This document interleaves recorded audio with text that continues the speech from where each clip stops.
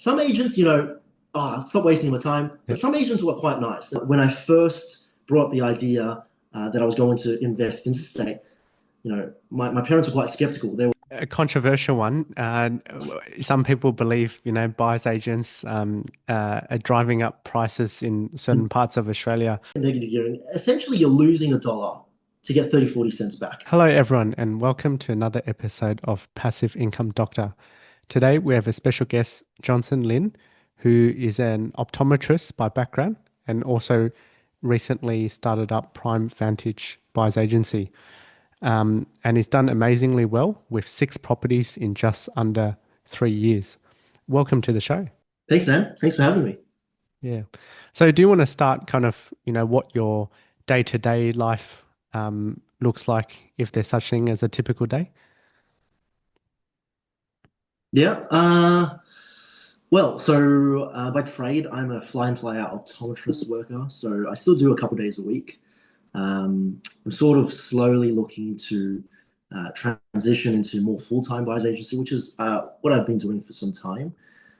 Typical day, I would say most of my morning routine is pretty standard. So I wake up, check my emails, go to the gym, and then I have some breakfast. And then after that, I would sort of check what tasks I have set up for that day. Sort of bunch it up into 2 main segments, the main important ones and sort of the checklist ones as well. So the main important ones, if I'm dealing with clients, finding out strategy, finding out where I'm going to buy for them, doing due diligence, and just sourcing on and off market properties. Those are the main ones. And then the checklist ones, sort of just checking in to make sure everyone is happy on the journey. Because when I was buying my first property, there was no one really holding my hand. So I want to make sure that everyone sort of is aware of where they're at. So I had 2 settlements last week. Just want to check in, make sure they're property management, the solicitor, the buyer, everyone's sort of on the same page. If I am seeing patients that day, then I do have 2 agents who are helping me, which is I'm very thankful for, and they're great. They're on top of their thing, and we sort of check in with each other to make sure we're not stepping on each other's toes, and we still have the buyer in our best interest. So that's my day to day. And then at night, I just do a quick recap of what's happened throughout the day, and yeah, I mean, play some music and go out for a stroll. Yeah. And how have you found kind of transitioning from optometry, kind of healthcare industry to the kind of real estate industry? Is there kind of any overlap, or how have you found the change? The change has been quite different. It's obviously very different industries. And I sort of entered 2 different industries in 2 different ways, you could say. Optometry, I sort of fell into optometry, like I did with real estate, but on a different sort of scale. So out of high school, I didn't really know what I was going to do. It was just something that came up, something I thought looked cool, and I just enrolled for it and I got into optometry. And for real estate, being a buyer's agent really wasn't the plan. I mean, I did know quite early on that I did want to invest. I did want to create sort of a buffer for myself in the future. And so starting out was very scary. I didn't know much, and I tried to get mentorship. I tried to learn as much as I could, and I just bit the bullet and just started on my journey. It wasn't until I was buying my 4th investment after 3, friends and family were like, "Oh wow." Seeing where I started from, because they knew I didn't have a lot of financial support at the start, to where I am now. How did I actually get there? So gaining that sort of traction and that sort of interest prompted me to sort of just get licensed and try and help out as many people as I could. So that's how I got into the real estate game. For optometry, I was taking a train in Japan after HSC, and I was like, "Oh, this looks like a cool degree," and I enrolled in it, and here I am, 5 years later as a fly in, fly out optometrist.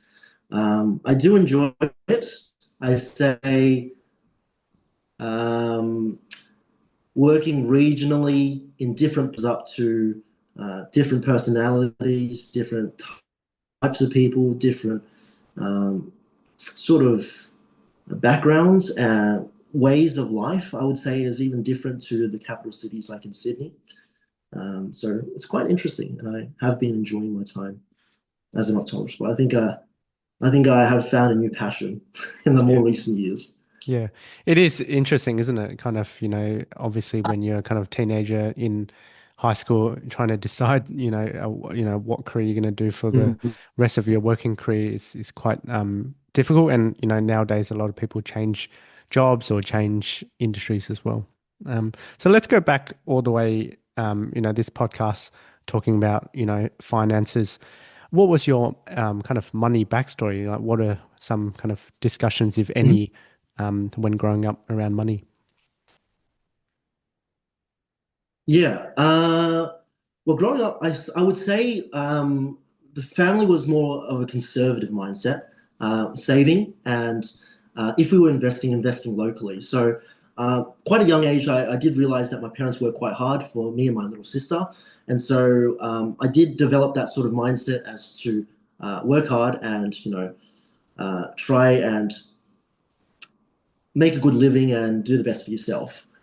Um, Parents, if they did get the chance to invest, so we grew up in Eastwood. They invested in Eastwood. It was in, the area that they knew, and that's what they deemed as safe or conservative. But obviously, when I started out, I didn't have a guarantor loan or any deposits from my parents, so I wasn't going to be able to afford in Sydney. And so, when I first brought the idea that I was going to invest interstate, my parents were quite skeptical. They were like, "Oh, are you going to get scammed, or is this a Ponzi scheme or whatnot?" Um, and that really worried me because that planted a seed of doubt in my mind. I was like, even though I did all this research and I actually looked into the markets and looked at all the data, I was quite confident with what I was doing. And then as soon as people close to you start doubting you or giving you these skepticism, I'm also doubting myself, saying, "Oh, am I doing these right? Am I actually going to be okay if I invest in these areas?" But at the end of the day, I sort of took the mentality of, my parents obviously work very hard for me and they care for me. But if I do what they do, I'm going to end up like where they are. So I bit the bullet and I said, um, I would regret not trying if it came to that. So I decided to do what I did, and it's worked out so far. And, you know, it's been a great journey so far of investing. Yeah. And for our listeners who might be interstate or, there's a couple of international listeners as well. So Eastwood is, I guess, kind of northern suburbs of Sydney, probably above the median. I'm not actually not too sure what the median house price in Eastwood would be. Probably be close to But 2 million, would you say? it's a bit over two. It's about, yeah, just over two. I would say it hasn't been like that until the more recent times where um, a lot of the Asian population has actually congregated in that sort of Yeah. suburb. Yeah. Um, I wonder what the house I prices would say a back lot in of the international investors. 1980s might have been. Maybe it was like 50,000 or something like that. Yeah. All right. Yeah, yeah. I mean, yeah, it was a lot less for sure. Yeah. Um, I think there has been a trend in recent years about this idea of borderless investing. And for those listeners, I did do an episode on the rise of borderless investing, so you can check out that episode as well. But yes, now there's a lot of courses such as PK Gupta, there's forums like Property Chat, and I think it's just become more accepted. And also now with a lot of data, online research, realestate.com domain, we take it for granted. But back in the day, there weren't these sort of things.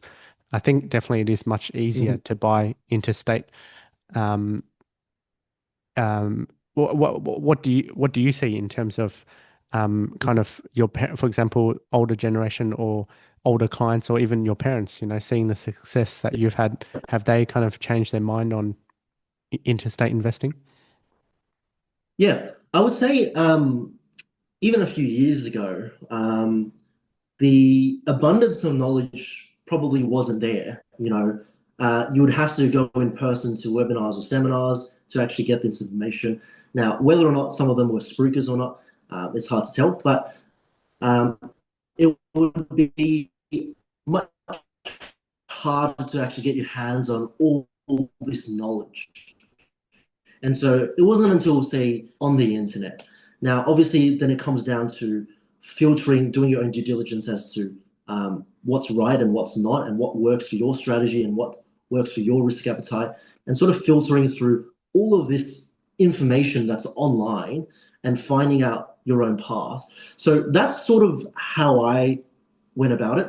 I sort of took bits and pieces from everything and sort of just formed my understanding of what I thought was right, and then it just bit the bullet and went for it. I've had mistakes, yes, but for the most part, because of the due diligence that I did quite well. And it wasn't quite until, I would say, probably 3 or even 4 when my parents were like, okay, let's just leave him to do what he wants to do because he seems to know what he's doing. Even number 2, I remember my parents were very skeptical. They were like, you bought in WA. Why are you buying so far? You haven't even seen the place. All you did was get a property manager to do a walkthrough video with you, FaceTime with you, do a building and pest. To me, I would say me flying to that property and the property manager looking at it or the building and pest inspector looking at it is no different. Like, they would know more about what to look for than I do because they do that on a day-to-day basis. And so for my parents, it would be more so, I have to be able to go and see the place to make sure that this thing actually exists. It's a brick house. It's got tile roof, and it's so and so configuration. But for me, if it was investing, I wanted to take the emotion out of it as much as I could because I understood that this is purely an investment. If the numbers stack up, as long as it's a solid foundation, then I'm all good to go. So obviously in the start, it was quite scary, and having not a lot of confidence myself as well as doubt around me made it very difficult. So I would have liked some sort of mentor to really handhold me through it. Not that I didn't have mentors, I definitely did, but not to the extent where they were taking me through the process of it. Yeah. And tell us a story of your first property then, like in terms of how much time and how did you go about deciding where to buy? And I think it sounds like you might have spent quite a lot of your savings up until that point in that first deal. Live at part-time. I only saved $10,000 a year during uni. So I saved about $50,000 after uni, and that's really all I had. So I moved out as soon as I graduated, and whilst I was in optometry, I sort of understood the benefits of being a medico. You could get LMI waiver with less deposit, and I sort of wanted to leverage that. And I wanted to, maximize my income, to maximize my serviceability, and maximize my ability to borrow from the banks. So that's why I sort of went regional. I was quite confident buying. So I used that 50,000 block of land for 346,500. So that was about $35,000 stamp duty, 10% deposit plus stamp duty and cost was close to that $50,000 mark. So that was pretty much all my savings. And I was ready to just go and see how things go because I was quite certain that I did my numbers okay. And so I bought in Townsville as my first property. There was very low stock in market at the time. There was very, very minimal building approvals. The demand was definitely rising. There was a lot of infrastructures going in, like a very good investment. So 6 months later, I was able to pretty much 100% ROI. I extracted 50, 60K equity from that first purchase, and then I went again. So that was my very first purchase back in 2022. Yeah. And how did you identify the market to buy? Obviously you bought in regional Queensland. Yep. The first thing I look at is budget. So I went to a broker and I got a pre-approval, or essentially an assessment of how much I could borrow. That gave me an idea as to the locations I could be looking in. So, if, for example, my budget was 500K, there's no real point for me looking at 700K properties. So, I knew that the first limiting factor for me investing was going to be my budget because of my obviously my deposit amount as well as my borrowing capacity and that sort of thing. So the first thing I did was go to the broker and find out how much I could borrow. Now I had a rough idea. I can't remember exactly. It was around the 400K mark or so. That was going to be my first purchase, right? And so looking in that time, I sort of limited all the areas down to 400K, and I wanted to target houses because I knew that units didn't perform as well as houses because of the land component, and land appreciates in value, and buildings typically depreciate in value. So I wanted to focus on uh, buying a house in a location that was going to grow because the first thing I lacked was my deposit or equity. And so I wanted to be able to generate equity sooner rather than later to be able to go again. And so the markets I picked were markets that were already moving in the positive direction because I wanted to be able to extract equity quicker, and markets where stock and market was very low. So the percentage of properties that were being sold were very low. Um, there weren't a lot of buildings being built from the council. So if you check with building approvals in the next 2, 3, 4, 5 years, if there's not a lot of stock coming into the market, if demand keeps increasing, to me, the trajectory of price growth. So I looked at a few sort of fundamentally, how was the owner occupied to renter ratios? What was the socio-demographic of the local area? As well as flood zones and things like that, because that was obviously very important in Townsville. So I wanted to make sure that I was low risk as possible. So I did a few of those things. I made sure it wasn't on a main road and that sort of thing. And I was quite thorough because I was like, this is like all of my money. I wanted to make sure that I knew what I was doing and I was going to give my best shot here. So maybe it was a bit of luck, but I also worked pretty hard to make sure that I minimized as much risk as possible. Yeah. Yeah. And did you kind of form relationships with local selling agents or, off market versus on market? Like how did you kind of network with the local selling agents? Yeah, in the beginning it was very, very, very scary. Pick up the phone and the agent's like, "Oh, what do you want?" And I was like, "Oh, okay. I'm not sure what I'm doing here." So I essentially presented myself as a first-time investor. I was like, this is the area I'm looking in. This is sort of what I'm looking to buy. Have you got anything? And some agents, stop wasting my time. Yeah. But some agents were quite nice and they were happy to sort of help me along. And, they knew that not everyone was going to be an experienced investor. And there was going to be some first time buyers or first time investors. And so I was quite grateful for those kinds of agents to sort of build some sort of report so that they could send me listings that came before they were sold or before they were listed on market. It was really a slow process. I remember I looked online, looked at all the selling agents in the local area.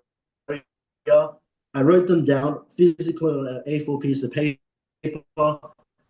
and then I would, brace myself for the first 5 minutes, pick up the phone, and then call them, and then just wait another 10 minutes before I pick up the phone, call the next one. It's quite a scary journey, but you learn along the way what to say and how the process flows and that sort of thing. So now looking back at it, I think doing that really helped me in understanding what the real estate agent's job is, which is to sell the property. So obviously they're happy to take on interest and they have their own agenda. So you can't exactly trust them, but you also have to work closely with them because they have all the cards. So if you build a good relationship with them, it can really reward you because you can see properties that don't come to market, or you can see, fire listings where the owners are really looking for a buyer soon. And if you come top of mind to the real estate agent, that can really come to a benefit for you. Yeah. Some excellent tips for our kind of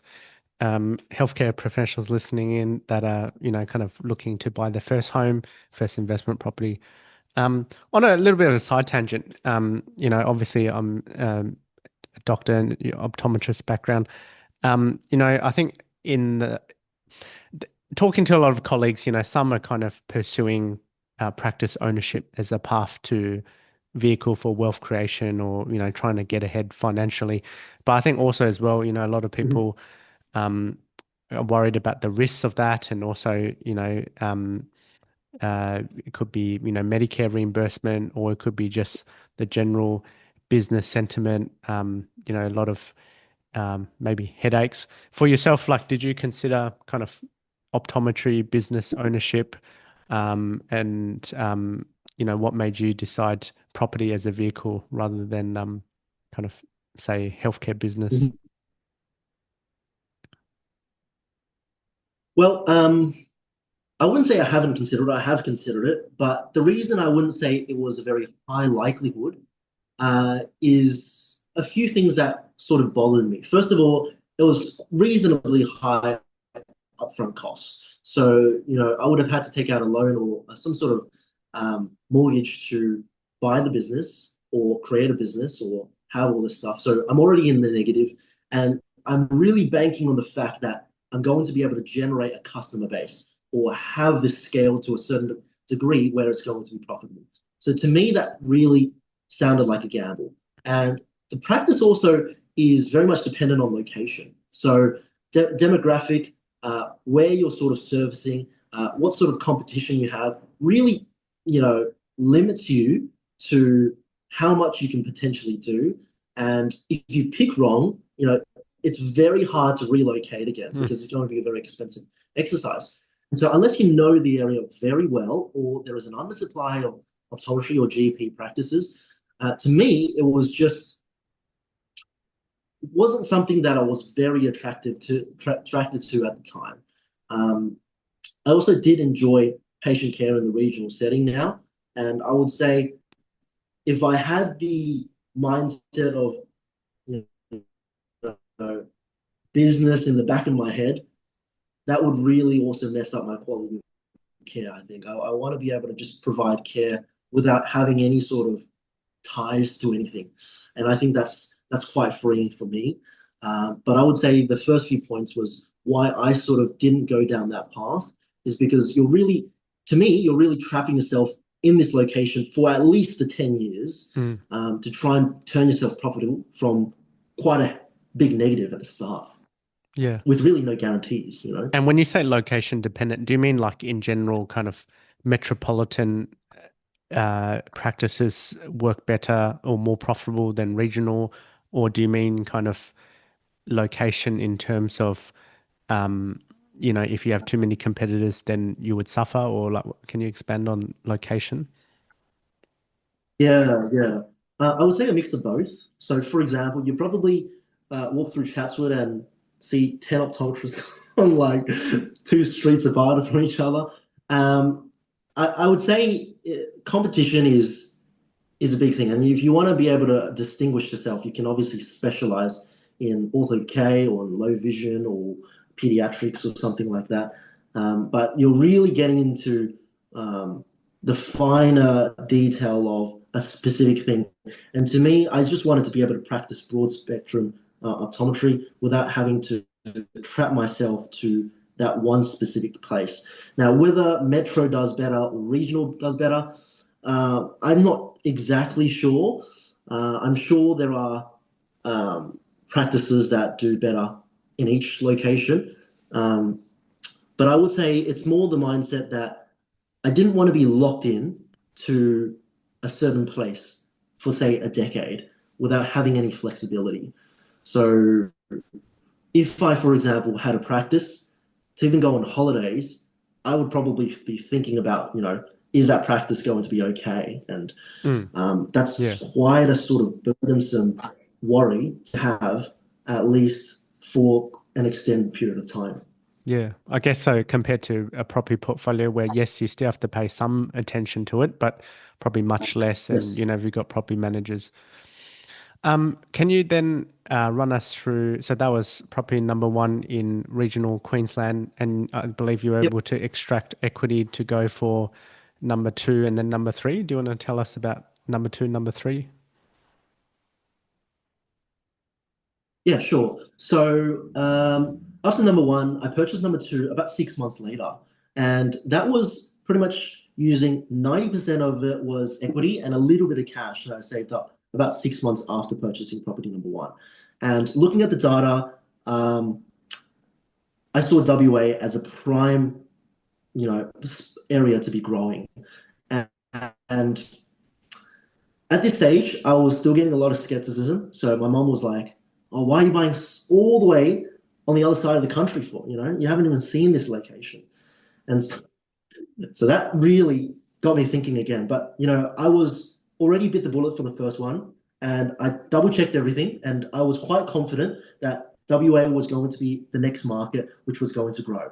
So I bought the next one for 410, so a slightly higher purchase price. And I used a 10% deposit, obviously no LMI, and 700K. So it's done reasonably well in just over 2 years. And then the third one I bought just over 6 months after the second one, and that was also in WA. At the time, I looked at the data again, and it was growing very strongly, but I had already built the agent relationships on the ground there, and I was getting a whole lot of listings here and there. And so the third one was actually a listing that was given to me by an agent saying, "Oh, they bought it at, I believe it was 550. Finance fell through, and the owners were really desperate to sell. They bought somewhere else, and they were moving, and they really needed the funds. So I was able to give them much shorter settlement, much shorter finance and building clauses, and then I bought that for 528. So I bought that, 22,000 less than the highest offer, and I just did that purely because understanding the vendors, what they were needing fast settlement because they were sort of in a desperate situation to get the finance. And because I was able to shorten my building and pest clause, shorten my finance, and shorten my settlement, it was much more attractive of an offer. And they were able to, negotiate on the price a little bit. So um, that sort of just came to me at the right time. And obviously, I had done my due diligence with the WA market already, and it was just agent relationship building. And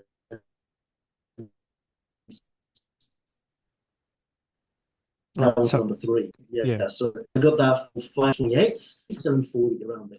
Yeah. yeah. Sorry, I think the connection's not the best, but I think to summarize, that was you bought for Okay. 528K, and that was about 20K below the initial winning offer, is it?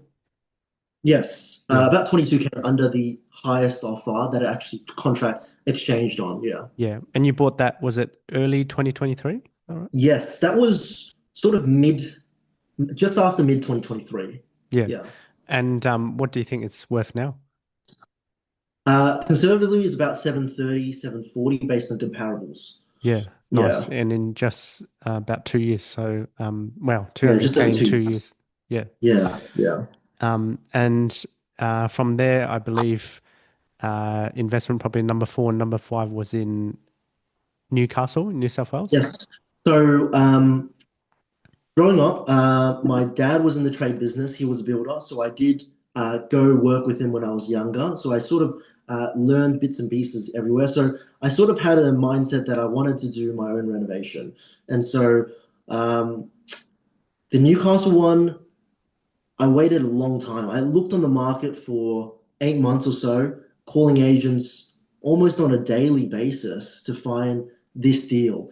And I finally found it. I was looking very specifically for two properties on the one lot, which was a development lot, which both needed renovations. And so to me, that was great because the lot itself was a development site which could build, say, 5 townhouses, and both properties needed a very big renovation because they were both essentially unlivable. And I was able to value add, increase the equity, as well as improve the yield so that it was easier to hold for the longer term.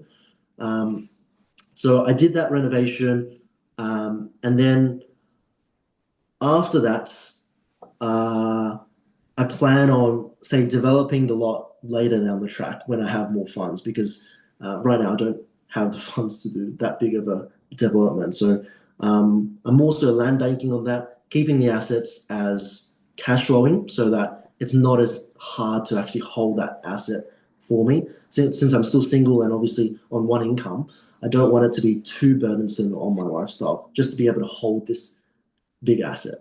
Yeah. And then number 6 was in Queensland, I believe. Yes. So number six I purchased this year.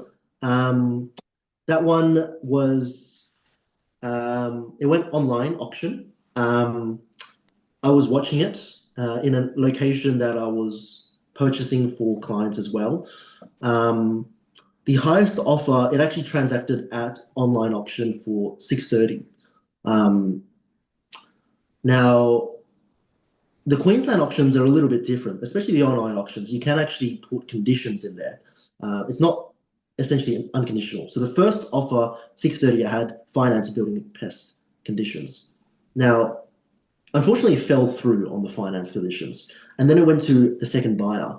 Now, the reason I know that is because of these agent relationships. I had been talking to this agent for over a year, and they've become good friends. I would just call them up for a chat, not really looking for anything.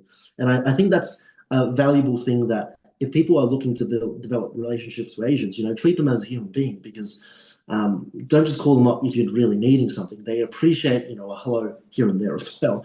So they were telling me, oh, they passed it on to the second one, and their offer was about 618 or something like that. And then they fell through as well. And so the sellers were, panicking almost, because they really needed to sell this place, and they weren't sure if they were going to get a buyer. And so they sort of called me up and said, look, can you come forward with an offer? And then initially I thought, 605, take it or leave it. And then they were like, oh, that's a bit low. So they were like, 610, I can maybe make it work. And then I was like, let's put forward a 607. And then, we had a back and forth, and then they agreed. And so I was lucky enough to actually get that under market value in a location that I was already looking to purchase for other people. I actually did purchase in that location for a few clients a few weeks before, which were already good deals. But this one just happened to be because of the agent relationship building that I had going on forward as well. Yeah. And what's your, rough numbers, what's your portfolio value now, and LVR and things like that? So conservatively, roughly about 4.2, sort of the low 4 mils. LVR is sitting in the 60% range, maybe Nice. 65, a little bit higher. So I'm not too overly leveraged. I am obviously looking for number 7 right now, but I like to be able to sleep at night. So I want to make sure that my cash flow position, that I'm not too over leveraged and that sort of thing, and that even if I do take some leave from work, that I can still sustain this portfolio, which I think is important, because it's not just about the property growing in value, but it's also about holding onto the asset to be able to have that property grow in value as well. Yeah. And would you, I mean, with current interest rates, I would imagine you'd still be slightly negative cash Correct. flow Across or the portfolio neutral. is slightly Yeah. negative, yeah, but Okay. manageable. Yeah. Um, Yields on the first couple have already started to keep close to 8%, so it's not too bad. But then obviously the more recent purchases are closer to that mid 5% Mm. range. So over time, as property prices increase, as rents increase, as interest rates possibly will reduce, I believe it will be better. But obviously interest rates will go up and down. If you buy well, the rents will continue to go up. So the cash flow position should improve over time. So Yeah. as long as you're able to hold it for that short midterm, I think it should be okay. Okay. A controversial one. Some people believe, buyers agents are driving up prices in certain parts of Australia. Yep. Do you have any thoughts on that? Um, I would say in some pockets, yes. In some pockets, there was definitely a lot more investor activity in some locations than others. And if there is a lot of interest in that location, then obviously prices are going to go up if the stock remains the same. So, for example, there's 10 houses to be sold, and then there's 20 people looking, and the next week there's 30 people looking. the price is obviously going to go up because of the demand. So if there's a lot of investor activity or there's a lot of buyers agents looking in a specific area, then yes, it's going to create these so-called mini hotspots, which are obviously temporary and not good to invest in. So what I personally do and what I sort of recommend people also look at is more so the fundamentals. If you have a look at a particular suburb, you'll be able to find stats on, how many owner occupiers and how many renters are in that particular suburb and compare that to other suburbs. So, for example, if a suburb has a lot of owner occupiers generally like to live in the area for the amenities and generally like to maintain the house, do renovations, uphold its sort of appeal. So it would be more classified as a desirable locations if more owner occupiers like to live in that area, and also keeps the market more stable. So for example, let's just say interest rates were to blow up again, and then some investors were to sell.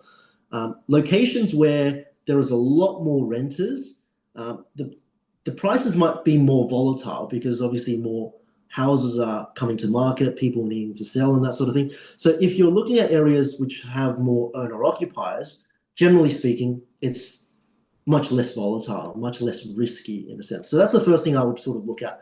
The second thing I would look at is also affordability. I would say affordability is important when you're comparing medium incomes to the average price or the medium house price of the location.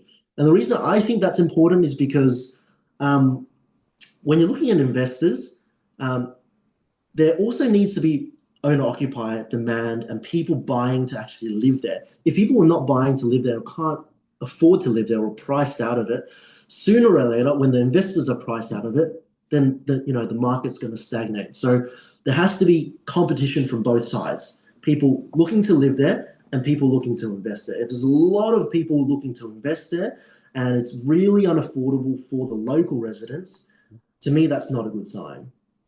And obviously, job growth, infrastructure, if there's something going for it, if there's new hospital being built, if there's more amenities coming to the location, that's always a pro. So sort of would say there are many hotspots being created around, but stick to the fundamentals. Try less be FOMO, because I definitely fell for the FOMO in the beginning. I was like, oh, this person's saying this location's good, this person's saying this location's good. Now I looked into it, and I guess it was a good thing that I was quite skeptical. That's sort of the fundamentals that I looked at when I invested, and that's what I sort of suggest to look at as well. Which locations were you skeptical about? Do you remember? Oh, there was mining towns, even Gladstone. I feel like Mm, at some stage in the past, people were like, "Oh, you could buy here," but I was yeah, like, if it's very um, one sector, it's very volatile, and you never know. If that one industry tanks, the whole market's going to crash. And to yeah. me, my risk appetite wasn't there. So, Yeah. I think uh, in the news or some forums talking about, yeah, I think Gladstone was starting to turn, but then I think the government had announced a big, I don't know, renewable hub or some sort of big project, yeah, yeah. but then pulled it. And then I think I would say some, it's still a strong market now, but you've got to yeah. have a sort of risk appetite to be able to invest in those sort of Mm, locations. Yeah. cool. Um, so towards the end now, like what's your kind of personal investing goal and Mhm, you're going to continue rent vesting and mhm.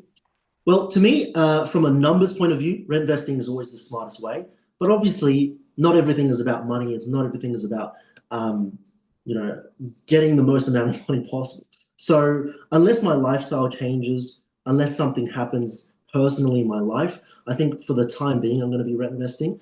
I think uh, if, for example, I find a partner who really wants to buy a house to live in for security reasons, I would consider it. But for the time being, yes, I will pretty much be rent vesting until I hit a certain threshold where I'm happy. And portfolio wise, probably looking to purchase another one this year and one every year, and possibly hit 10 before 30. I think that would be a good number. yeah, nice. Any tips for kind of, busy healthcare workers, a lot of doctors, optometrists, nurses, physios, so busy with patient care, have to get called in to do overtime or just stay behind, etc., Yep. etc. Yep. any tips for them when trying to, get ahead financially, build wealth? To get ahead and build wealth. One of the things I struggled with in the start, jumping from student income to optometry or even FIFO income, lifestyle creep, really. I mean, this is obviously very common knowledge, but it gets you, once you see that income increase and you're like, oh, this is not going to hurt that much. And then you develop this mentality that, it'll be fine. Um, I wouldn't say, have a really strict budget, but just be conscious of these things so that when you do have these financial goals, it's not taking too much of a toll on those things. Um, because I definitely caught myself, not that I splurged a lot, but I definitely caught myself, caring less about these bits and pieces once my income went up. And that was obviously harder to save. And, especially when I wanted to keep investing, that was one of my roadblocks that I personally had. I would say for time poor people, um, you're more so time poor, not opportunity poor, especially with doctors, you're on a high income. And so I would say leverage that income to the best of your capability, obviously to your own risk tolerance. But not a lot of people are fortunate enough to have that high income. So use it and use it to borrow money from the banks, to use it to purchase assets that will grow in value. And so when you're doing that, just be mindful as to doing your own due diligence. Obviously, do you have time to do the research? Are you interested in doing the research? And if you're not and you're outsourcing, just make sure the people you're outsourcing to don't get any kickbacks. So they don't get any developer kickbacks or anything like that, and that they're paid by you and solely work in your interests. Because even there's a lot of people coming to me like brokers and things saying, oh, you'll get this kickback if you sell this property to your clients and whatnot. And it's just a thing in the industry and you have to be mindful of. So if you're going to outsource, it's great that you're looking to invest. Just be mindful of that. And there's a lot of strategies, I personally have done buy and hold, buy and renovate, and buy and granny flat. And I've also done that for clients. So pick one that works for your strategy, one that works for the amount of cash that you have on hand and your sort of risk appetite as well. So if you're starting out, don't have a lot of money, pick in growth locations. If you've got a lot of money, maybe you can do capital city plus renovation plus granny flats. That would work as well. But pick something that works for you and that interests you, and then just go with it. Yeah. And what are thoughts about, negative gearing? A lot of high income earners just want to buy property for the tax benefits, negative gearing. Mhm. I think negative gearing is a very, very good tax benefit from the government, but I don't think it should be viewed as the goal. I think it's should be viewed as sort of cream on the cake or cherry on the top, as a benefit from owning this investment. So if you really look at negative gearing, essentially you're losing a dollar to get 30, 40 cents back. And at the end of the day, you're still in a net loss. So the aim should really be, growing your net worth or increasing your cash flow. So whether that be by buying good quality assets or anything like that, but if you're intentionally doing it to pay less tax, if your investment doesn't grow, you're really shooting yourself in the foot. Hmm. And so if you're intentionally negative, you're essentially betting on the fact that your property is going to outperform or perform better than whatever it's costing you. So my take is work out how much cash flow you can handle, and then with your budget, invest in the best locations from that standpoint. Because at the end of the day, if you're negative getting very heavily, if you're taking breaks off work, if you're trying to retire earlier, it's going to be very difficult with a heavily negative portfolio. Even if you're on a massive income, if you drop down days, you're really reliant on that cash flow to be able to supplement that negative gearing. So I would say view it as sort of a tax outcome more than a strategy, and just invest in locations that have good fundamentals and stack up. Yeah. And finally, this is a bit of a controversial but topical one, talking about unrealized capital gains tax. I mean, at the Yes. moment, they're just talking about it for super balance over 3 million, but a Yep. lot of people worried they might introduce it to, outside of super as well. And also, interestingly, I was talking to a colleague who I think they themselves are shifting away from property investing. They've got some ETF shares, Yep. some property, and I think they're looking to sell out of some property. One of the things they talked about is, properties had a really good run in the Hmm. last few decades, but Yep. now, governments increasing land tax. Yep. Victoria is an example, Yep. and maybe with a lot of government budget deficits, one source of revenue is property investors. Does this make you kind of worried about the future, or do you feel, you Hmm. know, um, things might change, or adapt, or what are your thoughts about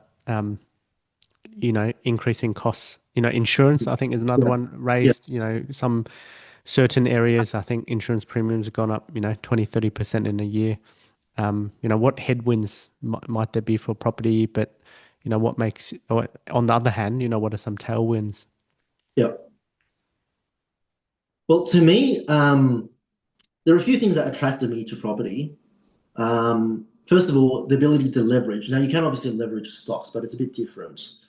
And second of all, I would say it's much more resilient and much more less volatile than stocks as well.